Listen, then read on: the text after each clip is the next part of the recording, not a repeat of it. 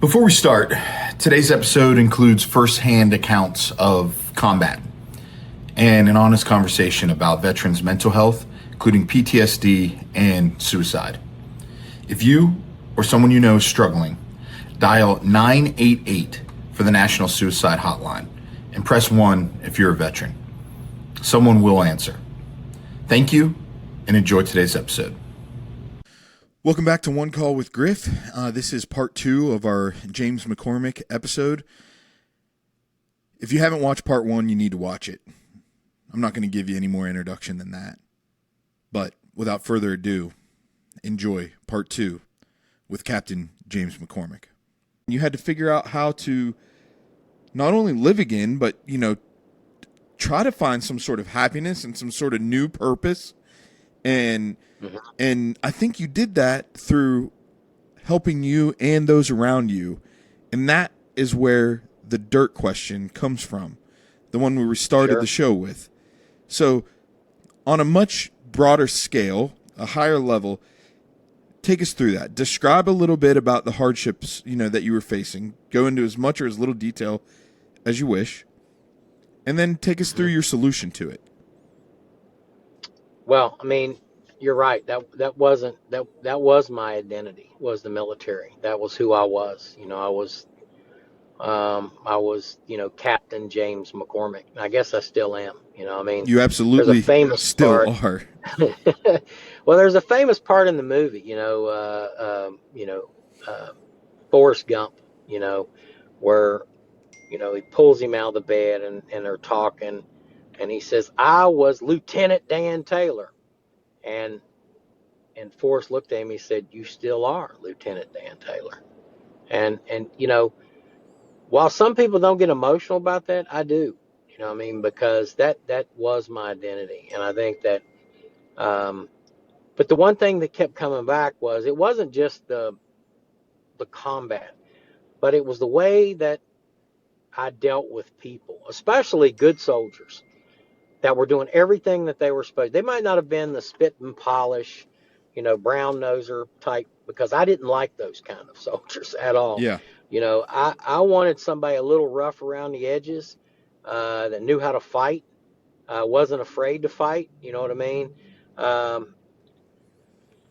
But would listen, would follow orders. And I had a lot of those, and I watched them their transition.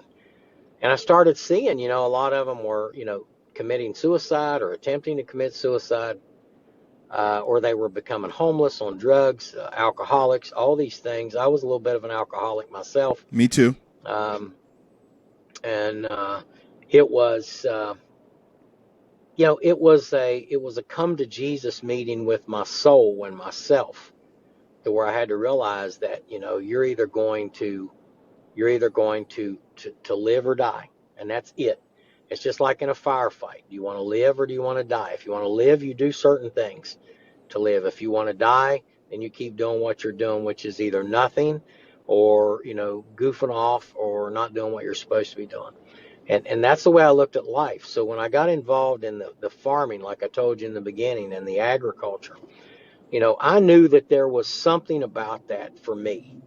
And look, I started growing bamboo. I've got like acres of bamboo that I still have, but it was like people would say when I got into it, okay, I got into it to do something for me, okay, provide for my family, looking for a different job, do something with this, make some money, have a real farm, a commercial operation. But then I started seeing, like I said, the people that were suffering, people that I knew, soldiers I loved, people that had saved my life in battle. Um, how can I utilize this? So I started looking at training programs. What are some of the things that people are doing? And we started getting involved in beekeeping. So I also found out raising animals was a big thing, dealing with dogs. You didn't think about the service dog industry much. That's really taken a jump since the war on terror kicked off. And I always found that the common denominator here is life. You're sustaining life, whether it be a plant or whether it be an animal or whether it be yourself. And I was teaching people at that point how to be a gentle soul, because I can be that beast if I have to. If I had to right now, and I'm not in the same shape I was back then, but I would climb up behind a 50 caliber machine gun and I would take a convoy to Baghdad right now if I was asked to do it. And if I live, I live. I'm not thinking about that, but I would do it. But I also would like to be the guy that helps people solve their problems, not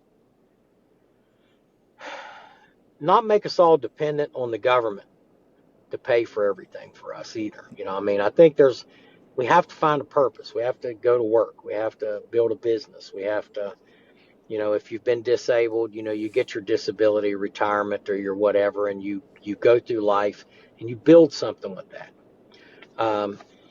And the worst thing that I've seen happen to a lot of people is they're in their 20s or they're in their 30s and they become 100% permanent and total disabled, unemployable. Mm-hmm. So you're 26 years old, you're getting $4,000 a month, maybe $1,000 or $2,000 from Social Security, and that's it for you. And you can't make anything on top of that because you're 100% disabled. Absolutely. They'll come and they'll take your disability, put you in jail. Yeah. I've seen them do that to people, where they got tired of it. Oh, sorry. Where they got tired of it and sorry about that. No, you're good. And they decided to go be a greeter at Walmart. And you're thinking, well, that's not much money, but they're just doing it because, guys that even volunteered, they're like, well, you're not supposed to be able to do any of this because you're disabled. And the fact is that most of the disabilities I've seen are emotional. Yeah. They're emotional. War is a moral injury. War is the ultimate offense to humanity. It is the ultimate breakdown in communications. When I got to go kill somebody, you know what I mean, then I, something's failed with me. So a lot of that also revolved around communications. How do we talk to each other? Social media has made it terrible. It really has. Yeah. People talk to people like dirt, and they talk that way to each other, and not just on social media either. I see it. Yeah, but that's most of it. I'm downtown DC watching it. That's where it starts, and you can't tell me that people would say that, like some of the things that they say on social media to that person's face. Oh yeah. You can't tell me that. A few things I want to say just while they're on my mind. I don't want to gloss over them. You talked about coming out of it and then like focusing on dogs or livestock or bringing another and I forget the words that you use for it, but we're fostering and we're growing life. Growing life. Yeah. The closest thing that I have to relate to this, I'm a recovering drug addict and alcoholic, and it's a very selfish disease, and I had to do some of the same things in my early recovery. I had to focus on something other than myself, and one of the best things I ever did was get a dog, and have to worry about taking care of it and thinking about him. So I couldn't sit there and focus on how sad I was or how, bad I wanted to go get high or something else relied on me. And that helped me want to be better for myself. And so that resonates with me. The other thing that it did is it didn't make me sit there and think about everything that I had just done to my family or all the relationships that I had lost because of it. It had to get me out of my head and into something that was in front of me. And that was like paramount for me in that time period. And so I definitely relate to that. The other thing that I relate to, you had this pain inside of you, and I'm sure to an extent that you still do because it never really goes away from my experience. But what you did with that pain is you turned it into a purpose. You took your pain and you turned it into your new purpose. And that was the only way to foster your own life and your own livelihood. And you did exactly what you were just talking about. And in your comparison to being in a firefight, you can either head towards dying or head towards living. And in that moment, you started headed towards living. And that is so powerful to not only people like you and not only people like me, but that is universal. And I think people who hear that are going to be better after hearing it. And it's applicable in all walks of life, in all different kinds of creed, economic statuses. Doesn't matter where you're from, what you're doing, that you can apply that to your life. Sorry for the tangent there, but it's a good one. That's a good one. That's beautiful. Those are just some of the things that are sticking out about your story here that I can relate to. You saw a need for and a need that was needed well outside of you and your situation, and you did your best to fill it. What was it like when people like you that have suffered the same way that you've suffered, that may have been right next to you on the front lines? What was it like, seeing them start walking this new life with you in this program that you have, developed? How was that rewarding? Did it make you want to just like dig in that much even further and start helping more and more people? What did that feel like to see some of the fruits of your labor? That's what you do it for. You do it for other people. You get to see. So I got to tell you, it's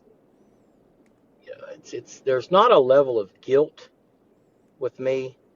It's a level of sadness, deep sadness, seeing how human beings treat each other. Yeah. When I see somebody that's strung out on drugs on the street, I don't see that as, look at that dirtbag. I say, that's somebody's son, that's somebody's daughter. And I almost weep telling you that right now. Yeah. And to watch people taking advantage of people like that.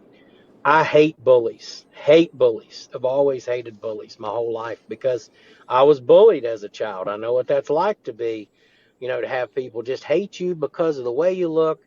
Your shirts don't look, you don't wear the top brand stuff. And I put up with that until about the 9th grade, and then I got tired of it, and then you just start fighting back. And I think that some of the ways is you're fighting back in this as well. So in talking to people, especially younger people, when I would do this agriculture thing and I would run into people that were good farmers, but maybe they couldn't serve in the military, or they tried to get in. In a couple of cases, they tried to get in, or they were in and, and they didn't serve in a battle or a war or whatever. They became the greatest trainers out there. They really did, because they felt like, this is my way to serve my country because I couldn't do it this way.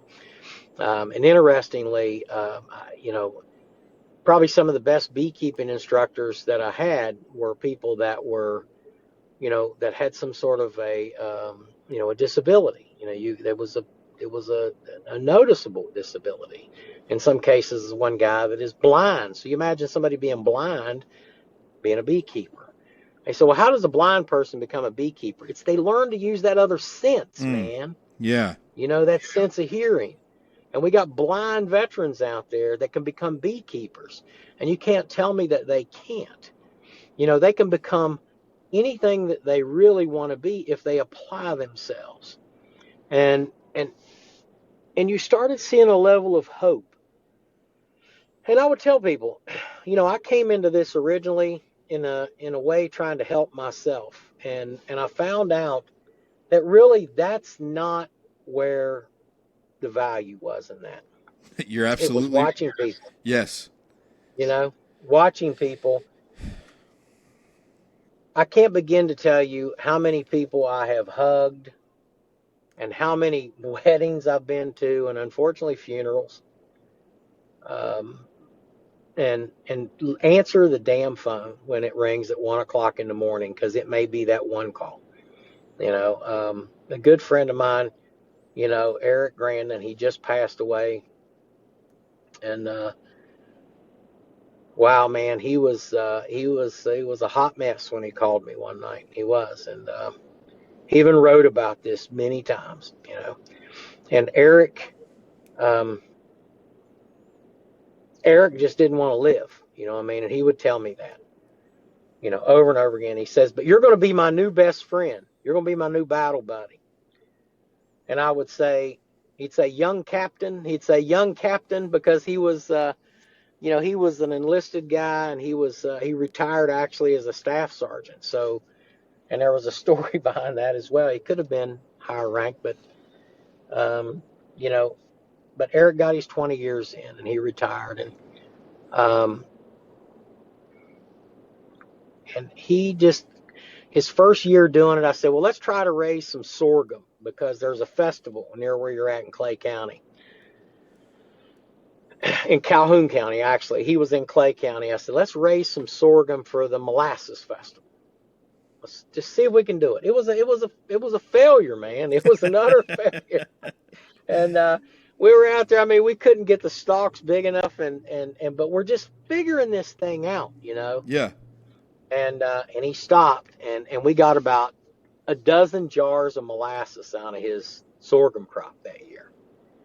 And as we were eating molasses and talking about this thing, he said, "I think I'm going to try it again next year." At that time, I knew that he wasn't thinking about killing himself anymore, Yeah.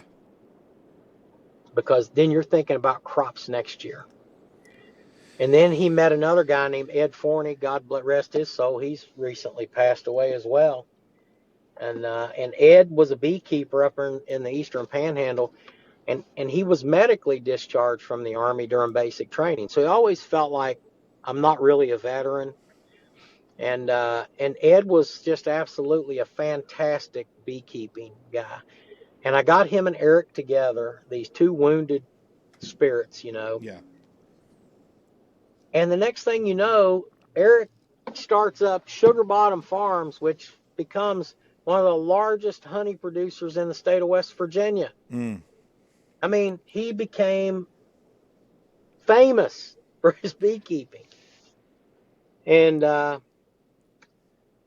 here recently, he still struggled with his PTSD. And I didn't realize, we talked, and I still got his last message, that he sent me and before he died. And it wasn't suicide. He passed away of a heart issue. But, man, I think we added about 10 years to his life. Mm. And I wish we could have got more.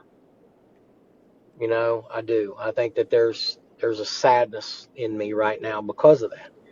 And Yeah. when my good friend died, and then my other good friend Roy Ramey is a good friend of mine. He's a farmer.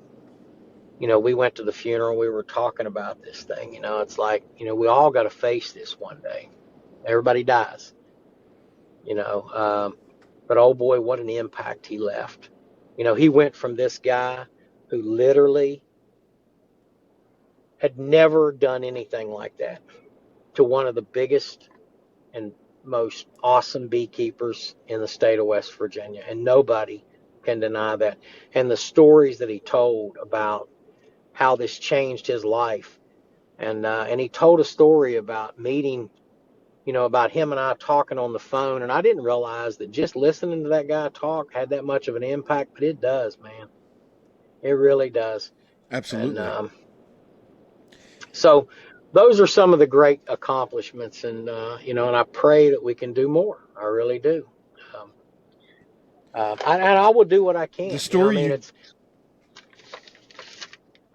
Yeah, the story you just told it's biblical. You took a man in ruins and you gave him hope in a direction, and like you said, even if you you say you might have added 10 years to his life, but the circumstance and like what he did in those 10 years, or where he would be without your not just your efforts, but the efforts of the program as a whole, and just the without your own struggles, you completely changed his story. And the hope that you probably won't even see the impact of the hope that you restored in him, or that you played a hand in restoring. Yeah, you're right. You're right. And that is that's the why, right? That's got to be why you do it. And you felt so passionately about this because you had such a pain, and tell me if I'm reaching too much here, but you had such a pain and a discomfort inside of you. You walked into the state capitol and pleaded with the commissioner of agriculture, and it's the first you built the first state funded or state backed program like this in the country. Is that right? That's fact. Yeah, that is a fact. It is the first Veterans and Warriors to Agriculture program in the nation. That went through a Department of Agriculture, and another guy that passed away, Walt Helmick. That was the agriculture commissioner at the time, and that guy, for whatever reason, he looked at me. He says, "Now I believe in you." That's what he told me. He said, "I believe you can do it." And there was another guy. I mean, it's like most of my friends that were involved in this. Woody Williams, Medal of Honor recipient.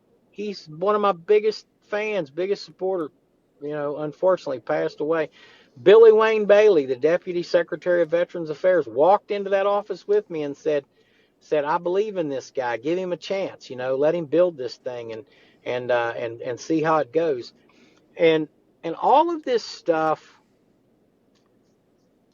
I was the right place at the right time, and God has always put me in those places. And I have a feeling that up until the end of my day, He's going to put me in the right place at the right time, and I just pray that I can do something righteous with it.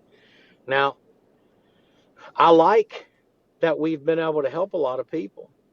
I do not like the way that sometimes it becomes political, and it becomes a tool that politicians use to get elected with, or things like that. And that was the part that always troubled me.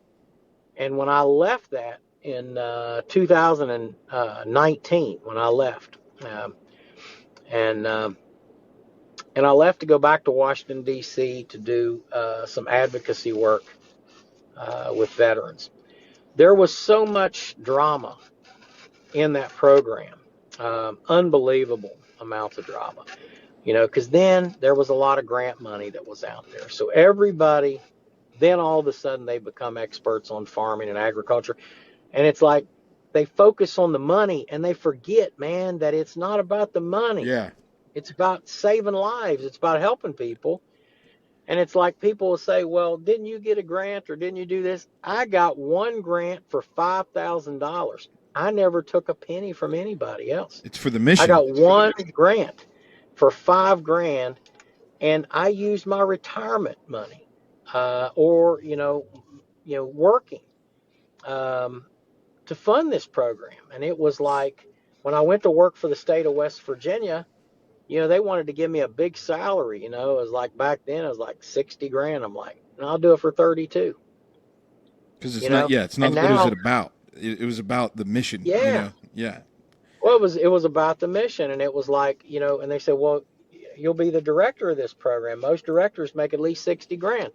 And I'm like, it put that money in the program. And then we started to look at, how the USDA could weigh in on this. And then we started looking at small farms, because then when you started getting the government involved as well, and it's like, I'm not an anti-government guy, obviously. But when you got them involved and you started looking at grants, they were like, "Well, we'd like to train veterans to be, the guys that pick the peas on the farms and the peaches." And I'm like, "I'm not going to have anything to do with that. Yeah. I'm teaching them to utilize agriculture as a form of therapy Yeah. so that they can get themselves back together. And if they can make some money at it, great. And these guys are warriors. What kind of warrior wants to That's go right. pick peaches off the tree? You know, they want to. Exactly. Yeah. Yeah. And it was all about a small farm's concept. So we looked at things like we could help a guy get a high tunnel, or a greenhouse. You could grow enough vegetables and fruits, you could sustain yourself, okay? But you could also utilize that to sell it at a farmer's market or, local produce stores or whatever. I said, and then you could make money while doing that. Yeah. Um, and and a lot of them do. A lot of them do. I mean, and they figured out ways to increase that revenue. So I think, for me, it was never about the big farm thing, man. It never was. And not that I'm against big farms in America. I'm not. I'm all for, America being the number one in agriculture, energy, defense, and all that. I'm a pretty conservative minded guy here, Sure. on those things.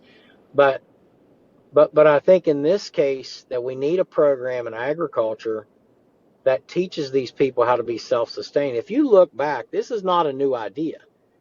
This goes all the way back to World War One. And so, you love how everybody has a new idea, right? It's like a new idea. James McCormick's Vets to Agriculture program was not a new idea. It was just an idea that actually came to fruition. The idea came from of helping World War One veterans when they were returning home limbless or in some sort of a various state of disability in England and in the United States, to teach them to be beekeepers. It all really started with beekeeping. And they were teaching them how to be beekeepers because then, you know, beekeepers, I mean, they used everything. They used the wax, the propolis, the honey, the pollen. I mean, everything, about bees was important to the structure and to defense industry. During World War II, they used to, the World War I veterans that were beekeepers became, worked for the Department of Defense. So they raised the honey, they provided the propolis, they provided the wax that coated our weapons that went across the ocean. I mean, the honey that was, that fed the troops. Um, and they did all that. And they used to put these signs up that says this apiary apiary is vital to national defense. Anybody messing with this, you'll be charged with espionage. I mean, I've got one of those signs. It was just the craziest thing in the world. So it was never a new idea, but I think we need to really look at the therapeutic value of that as well, because we're able to save lives with it, but we're also able to take a small town like where I'm from, New Haven, West Virginia, and if I can get 5 veterans to raise enough produce, not only for themselves, but to also set up a farmer's market, then I'm starting to feed an entire community. Right. You know what I'm saying? Yes. And it gives them a purpose, And it compounds and it pays it forward, and it's helping more than it's helping fill one need, but then many more downstream from it, right?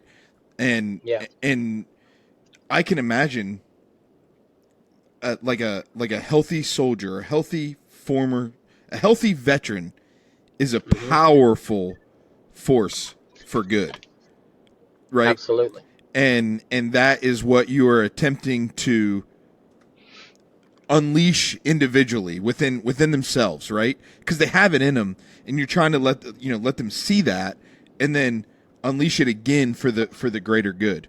It's almost like doing what. It's kind of the same, not definitely. It's almost like doing what they were doing when they were serving in the service. Sure. Yeah.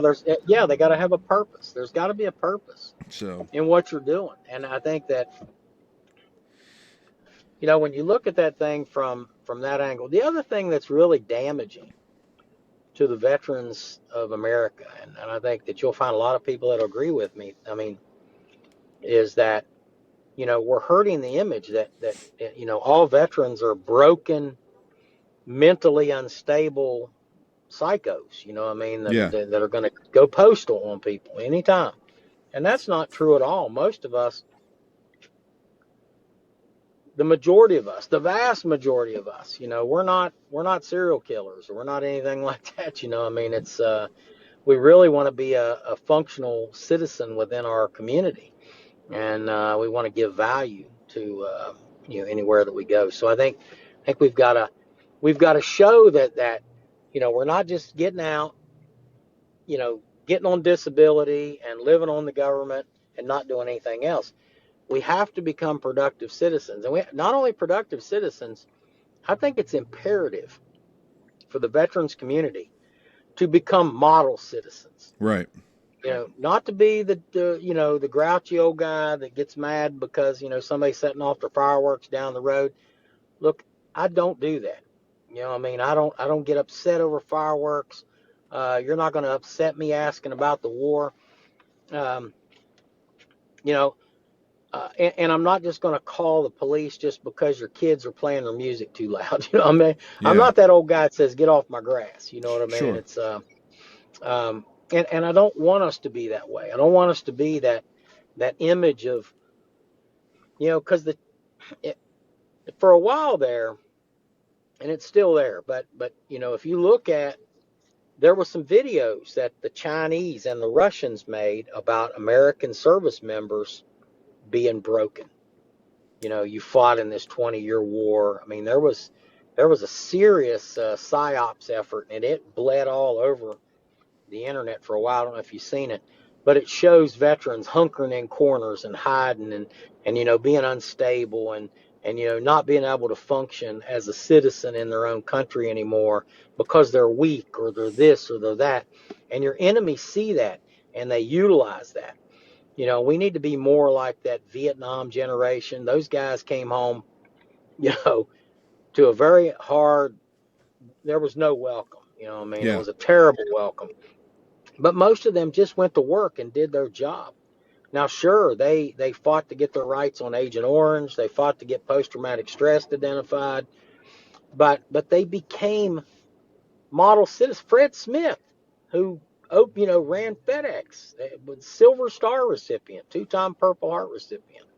The guy that runs GoDaddy, he's a combat veteran of Vietnam as well. So I mean, there's no reason why that we can't have that same level, in the agriculture space or in the defense industry or whatever it is you decide to get involved in. But we need to fix that image of veterans, and that's the other thing that I was doing as well is how do we fix the image to where we're not just helpless, hopeless basket cases, but we can actually do something.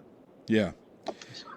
I keep going back to it, but it's just because there's so many similarities here, and there's a Mm-hmm. stigma with being a drug addict too, and Yeah. it's something that my parents had to learn, and that I had to learn, and I was so ashamed of being a drug addict. Today, I wouldn't have it any other way, because I've embraced it. It's made me who I am, and it has allowed me to be the person that I want to be, because I had to face that, right? Not the person who I had to be in that time, the person who I want to be today. I wake up every day, decide who I am. I decide what I'm going to be about, and I decide how I'm going to live my life, and I'm going to do it according to my values. And I'm going to be the best father I can be, the best husband I can be, the best friend I can be. That's what I have built. With the help, I couldn't have done it without those around me, first of all. But now I get to give everyone that I come across, and I don't throw it in people's faces. I rarely talk about it, but I get to change that stigma in the eyes of the people around me. That drug addicts aren't just pieces of crap on the side of the road that are going crazy, and they, like you said before, that's someone's son, someone's daughter, that's someone's Yeah. husband, wife, whatever. And so I know what I know what it's like to have a stigma. Now you get to be that, purpose-driven, healthy veteran that, like, can change whoever. And I am so sorry that is even a problem. I hate Yeah. that. Like, I don't hate a lot of things. I hate that, because of the sacrifices that each of you made. Mhm. And now you have to deal with that, and that's a shame. And the fact that, like, you should, I don't want to say you should be worshipped when you get home, but you should be celebrated. And you shouldn't have to worry about a thing, because we wouldn't have the life that we have today. Our country would not be the country that it is today without the sacrifices that people like you and your comrades have made. And I'm sorry that is a part of your story and everyone's story that you've helped. Mhm. And I'm thankful that you guys do it anyway, and that you're fighting back now, and you guys are trying to be the best people that you can be, and even more so because of that stigma. So we're almost 2 hours in, and it's almost 5 o'clock, and so I want to be respectful to your time. The last question that I have for you: the new people that you come across, someone just getting out of the service that you just so happen to run across, what do you say to them with all of your wisdom, all of your experience, all of your struggles, and where you're at now? Like, what can you tell them? What have you learned, and how can you help them day one of civilian life afterwards? That's a great question. And um, as many veterans as I've helped or worked with, or like to think that I've helped, I don't want to sound arrogant. They help themselves. I just gave them the roadmap and and a little bit of love. You know, Mm-hmm. um, I've learned to say I love you to people um, more willingly than I before. I I really have, laugh man. because I really I have. have to say that too. I have to. I'm sorry, I don't mean to cut you off. You're going, but I have to say that to people too. Yeah, People that I don't even know. Hey, I love yeah, you. See ya. Go ahead. yeah. No, that's the spirit of Christ in us, man. I mean, what? No matter what your belief system may be, but to me, that's the spirit of God, Christ for me. But but it is it's interesting you say that, because I went through that with two sons who both went to war and came home. Um, Totally different circumstances. Um, and when those boys went in, they're men obviously, and one's over there now. So, and I don't know where he's at. I have no idea. I have no idea where my son's at.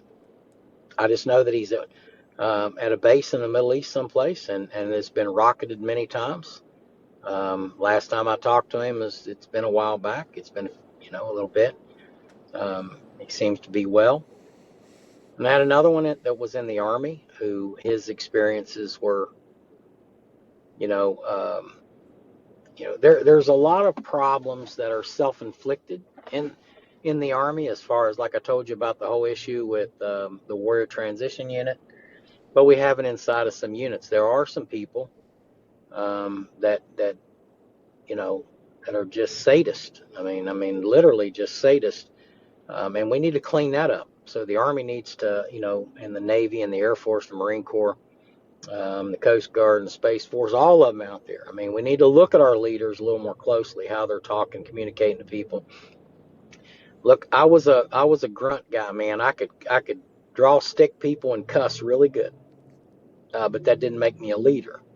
What makes you a leader is being able to exercise sound judgment at the most chaotic of times, and sometimes you're talking to people about life impactful things that may change them forever. And I watched my sons go through that transition. So obviously, as a father watching that, I had the most difficult was with the son that was in the Army.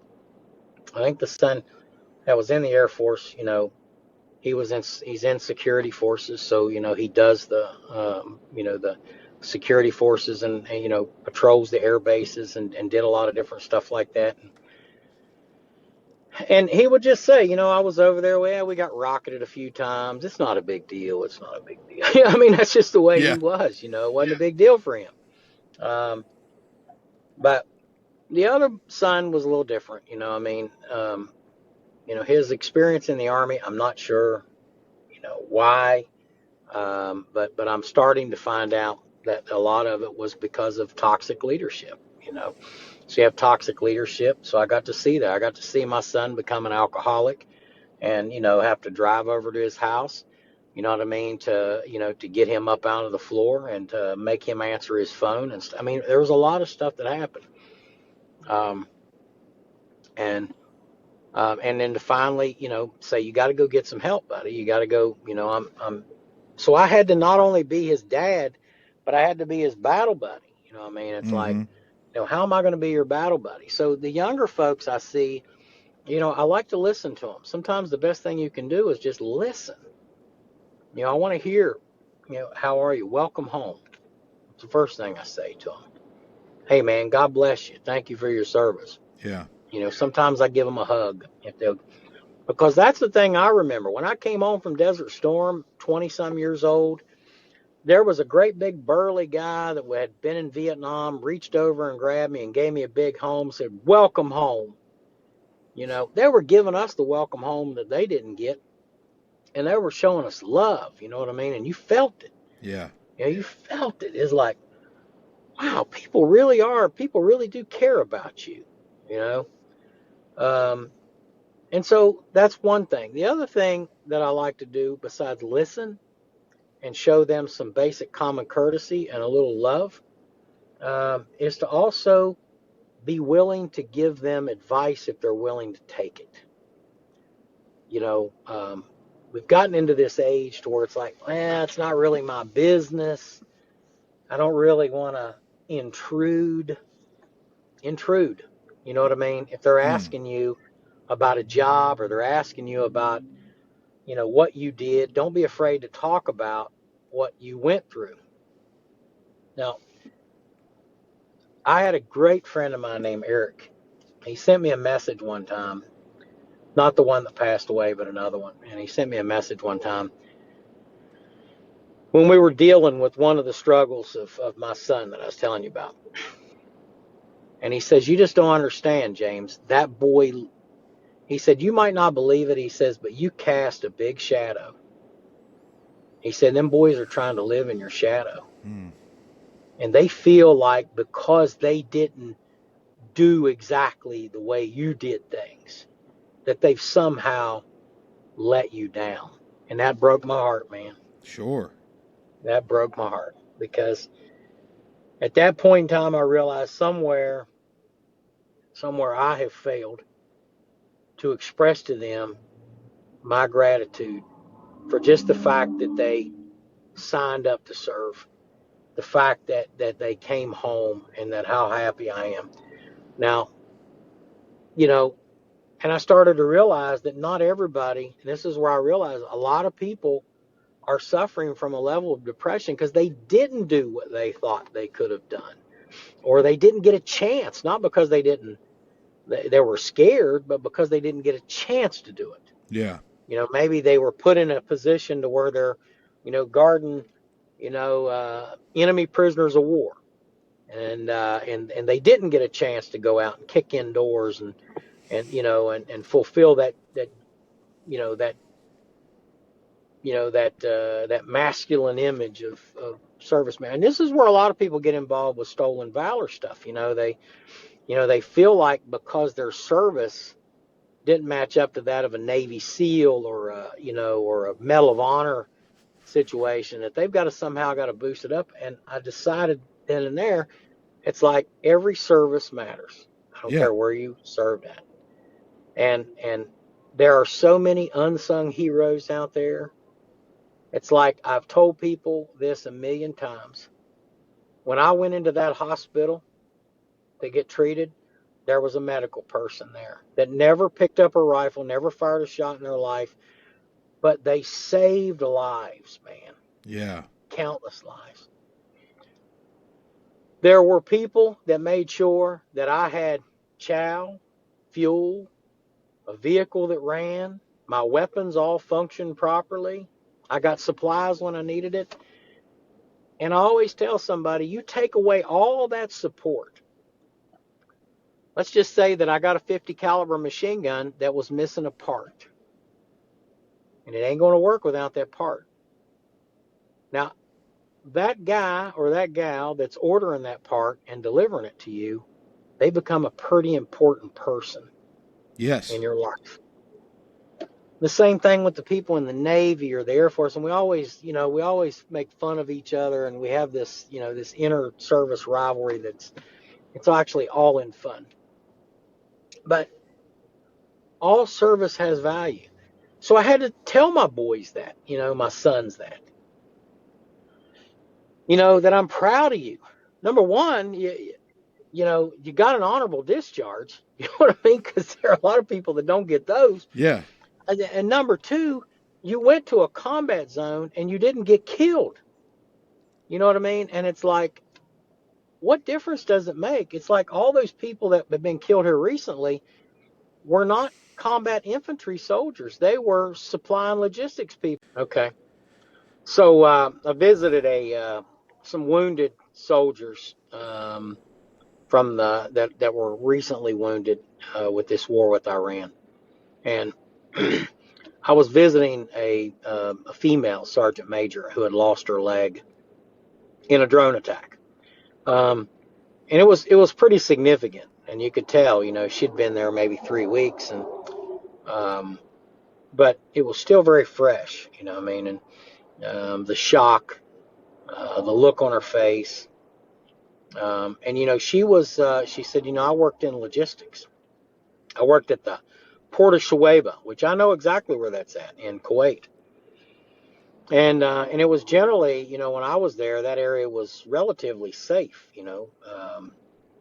but it became very obvious to me that the face of warfare has changed. So as I'm talking to this young sergeant major about, what does she do after this? She planned on continuing to serve, and of course, she wants to continue to serve, which I found that very, admirable. But the reality is that most likely, she's going to be medically retired and looking for something else to do with their life. I think these are critical conversations that we need to be having. I think that if the American people really want, to understand, go look in the face of some of these wounded troops from Yeah. this war, and then realize that they are in a very tumultuous time in American history, kind of like the Vietnam War. Yeah. My son actually pulled some of that police duty downtown Washington, D.C., and, got spit at and, called all kinds of names, Nazis. They're just soldiers out doing their job. They were ordered to go, and they went. Told that they should refuse orders to not carry out this mission. And I think that is a horrible thing to see happening in America right now. I think that you're seeing a lot of people that are have lost their level of patriotism, and I don't think there's anything patriotic about spitting on a soldier or burning an American Right. flag. And I think that we need to do a better job as citizens. And I think that we, as the patriotic American citizens, a lot of people say, well, I never got a chance to serve. How could I serve?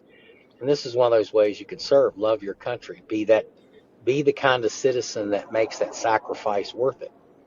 And you do that by being a productive citizen, just being a good person that, that respects the flag, that maybe you don't agree with or vote the same way, but you can't agree on, loving your country enough to not destroy it.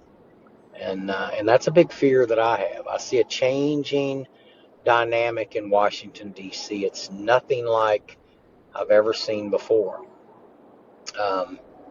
And it's kind of a scary time for America and the veterans, because you got veterans that are, victimized. They become victims instead of the warriors that they certainly should be. And like I said, the model citizen that every veteran should strive to become.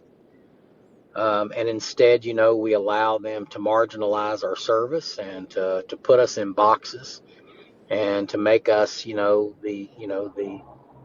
destitute, the poor, kind of like the beggars on the street. If you ever watch The Odyssey, I just watched The Odyssey, great movie. And of course, the book is great, classic. I've read the book. I haven't seen the new one yet. I want to go see it. It's on my to-do list. Well, um, when Odysseus was coming back, and he came in as the beggar, there were a lot of veterans, and they called them veterans of the Trojan War. And the way that they were treated, was not always good. I mean, one of his greatest servants was blind and was stricken during the Trojan War, and came home to live a life of basically a beggar on the street. And we don't want that to become who we are as veterans. We have to fight that image.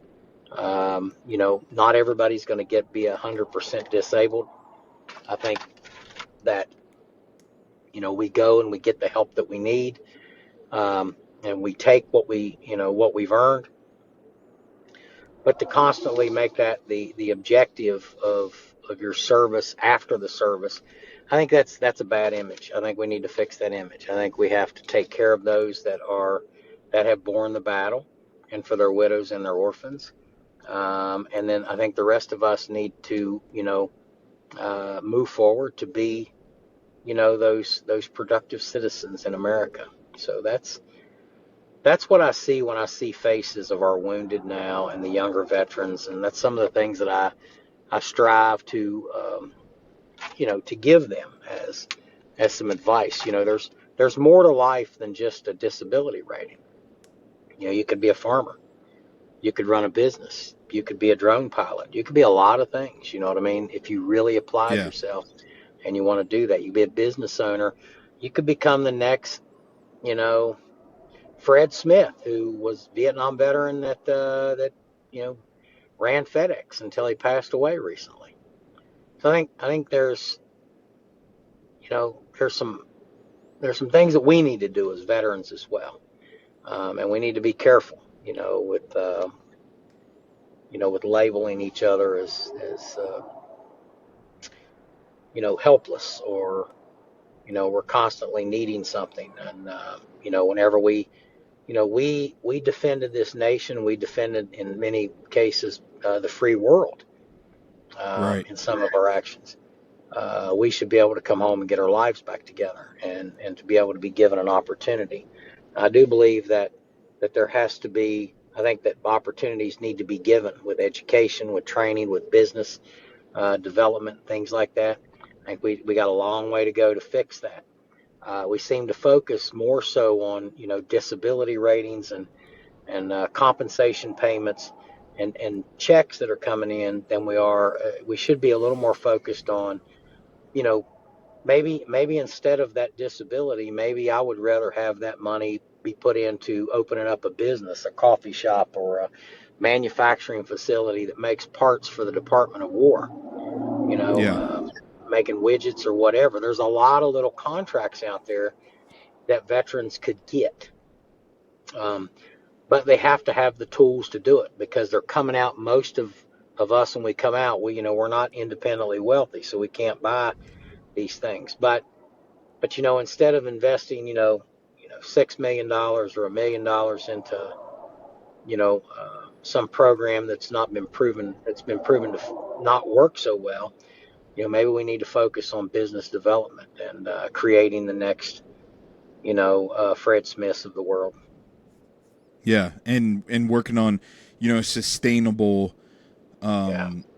I don't want to call it reintegration, but just like a sustainable, and sustainable welcome back to the country that Sure. you just defended. I